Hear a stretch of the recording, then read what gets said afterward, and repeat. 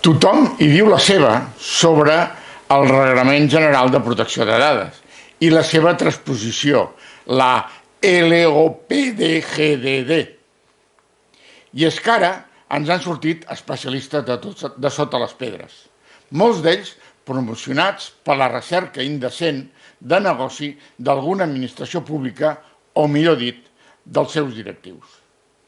Però ningú parla, ni tan sols afirma conèixer, que existeix un reglament europeu en vigor i no transposat sobre protecció de dades no personals, que per cert es va publicar i va entrar en vigor abans de l'entrada en vigor de la LOPDGDD. I és que la norma se les porta. Buscant un mercat únic digital, aquesta és la primera norma que regula la circulació de dades no personals a tot el món i pretén establir un control sobre aquestes dades: 5G, IoT, intel·ligència artificial, genoma, dades empresarials. Vaja, que la Unió Europea vol que el negoci de les dades no personals sigui un mercat pròsper. Diguem-ho d'una manera que sigui comprensible.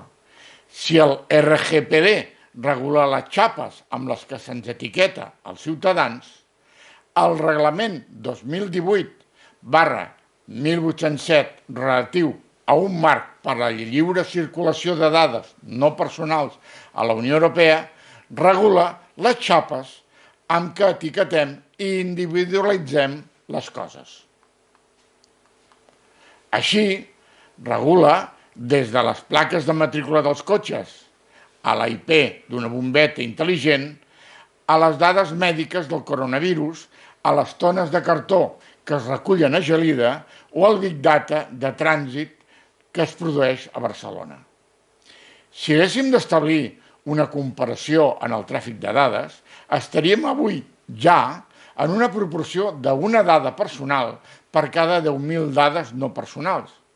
I d'aquí 5 anys es preveu que estaríem en una dada personal per cada 10 milions de dades de caràcter no personal.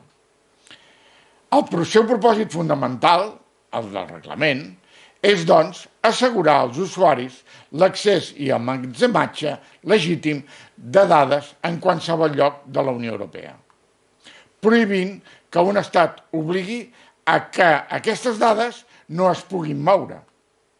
Amb aquesta norma s'elimina els impediments que poguessin establir les legislacions dels estats membres. Estableix el lliure accés i emmagatzematge de dades per qualsevol persona en qualsevol país comunitari i es prohibeix, repetim, prohibeix als estats membres que restringeixin aquesta lliure circulació.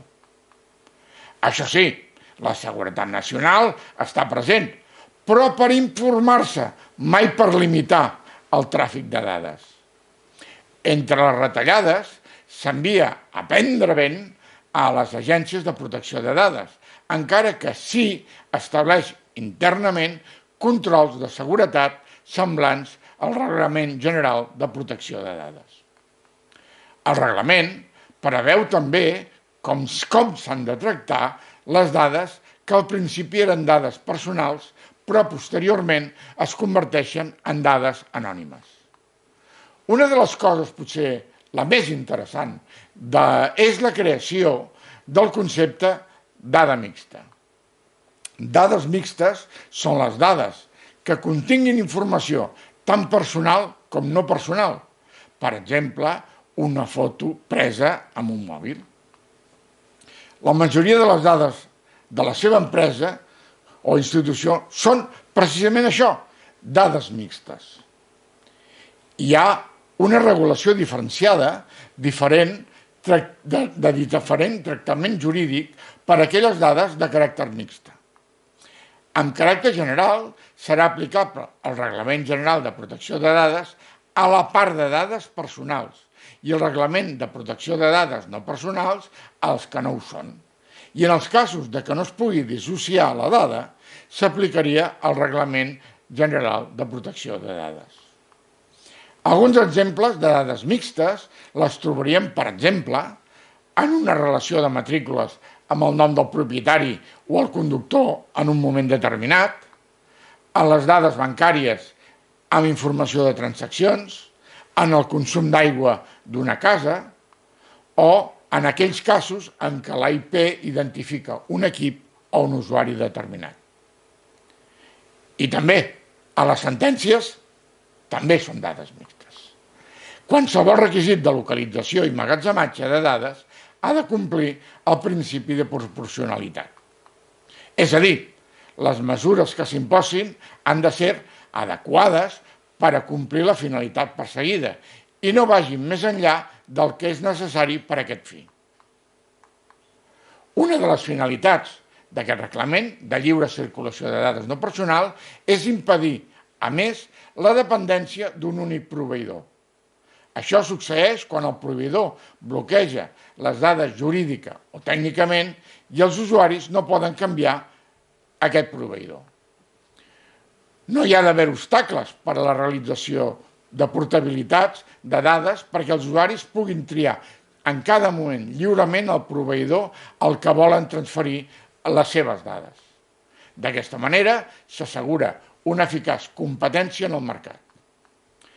Els dos reglaments busquen, més enllà de protegir les dades, garantir la lliure circulació de dades amb controls suficients per incentivar tenir una unió competitiva davant la Xina i davant els Estats Units, però amb els valors democràtics de garantia dels drets humans dels que Europa en fa gala. La LOPD-GDD i els seus processos, com veiem, han quedat obsolets i desfasats des del minut 1. I això, i allò que ha pagat, lamentablement, queda pagat. A més, la conflictivitat es regula ara per la directiva 2019/1937. D'això, suposo que el seu DPD o qui li hagi fet la protecció de dades li ha explicat. O també l'han tangat amb això. Són les coses d'Europa. Si el vídeo el consideres interessant, s'agraeix que el subscriguis al canal i que activis la campaneta. Espero les teves opinions. Moltes gràcies. Bona tarda.